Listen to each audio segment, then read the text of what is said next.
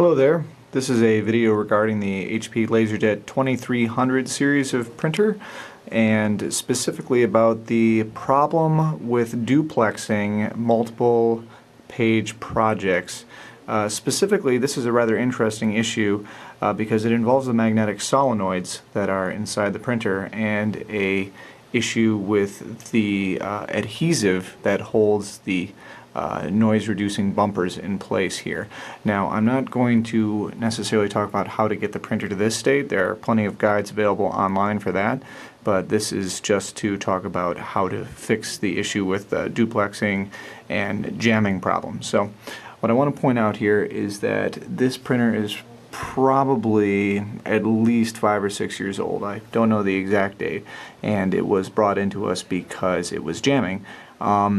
Basically, these solenoids here help hold the gears in place. Sorry if that's a little bit blurry there. I'll try to back it out a little bit. Anyway, so these gears get held back and forth by these solenoids, which are little magnets down here.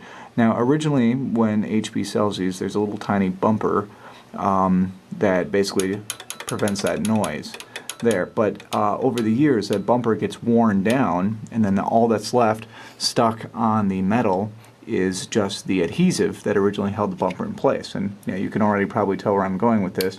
What happens is that the adhesive just causes this little metal armature to stick in place, and then because printers depend on millisecond or less time differences, obviously everything goes downhill from there. So if you watch what happens here, basically when I release this, it should snap back right away, but if it sticks hard, you see how there's a delay when I release my finger from that. That's what's causing the printer to jam. The one that causes the duplex problems in particular, I think, is this one, which has the exact same problem as the other ones. So, we have to remove those solenoids. Once you have the solenoid removed, just one screw down there should do it. What you can do is remove the spring from the solenoid that holds the armature in place. And yeah, just to try to turn this into the light here, you can already see that there's all kinds of black gunk caked on the top and bottom there. That's the remainder of the bumper. So here's a bumper right there. And there might have been a little bit of one up there at the top as well. So here and here, we need to just get all of that stuff just rubbed completely off. You can replace it with something, maybe wrap some string or some sort of non-adhesive method, but really, for a printer this old, I'm just going to choose to leave it completely uncovered. It might make a little bit more noise, but at least we can be assured that this problem isn't going to happen in the future. So we go find some rubbing alcohol and a tissue and go to work on it. So as you can see here, we've removed all of the adhesive from the armature of the solenoid, and we've also taken it off the body of the solenoid. We can see how clean that is right there. No more of that black adhesive. Now, while I was doing this, I looked online, and it seems that, contrary to what I said previously, what we do want to do is actually take some kind of piece of plastic or some sort of magnetic resisting stuff and just stick it back on the place where the adhesive used to be.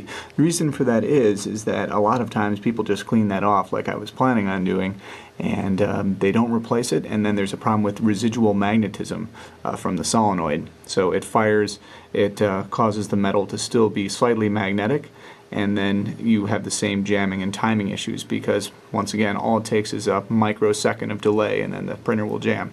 So what I'm going to do is I'm just going to stick a little piece of tape back onto there, and I probably can't do that while I'm holding the camera, so I'll just demonstrate again when it's back. Now, as you can see, that's what it looks like with my little gray piece of electrical tape stuck on there. Now you can go ahead and put the spring and the screw back into the solenoid and hook it back in. Just be very careful when putting the spring back on there, because I would suggest doing it from this angle here, otherwise that spring is going to try to act like a rubber band and shoot off into far corners of your office, which has already happened to me twice now, so just be careful when hooking that back on. Now, even though it doesn't have to be done, I've also removed the tray 1 and tray 2 solenoids as well to prepare to clean them. Yeah, you can see how much crud is on there. Try to zoom in a little bit. Yeah, that brown patch there, that's what is on all the solenoids, and that's what you need to remove because it gets really sticky with use. It doesn't feel as bad as the duplexer one was. But yep, that is the main cause of the sticking issue. So we'll get those cleaned off and hopefully things will work. Once you've taken care of the other two solenoids for tray 1 and tray 2, right before you put it back on, go on and give it a try. You should be able to press on the armature really hard and still not have it stick at all. So that should mean that, of course, the adhesive, thanks to the little electrical tape I put on there, it's not going to pose a problem, and we're not going to have any issues with residual magnetism either.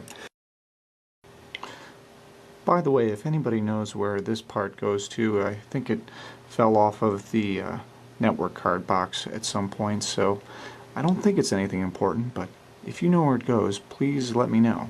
Thanks.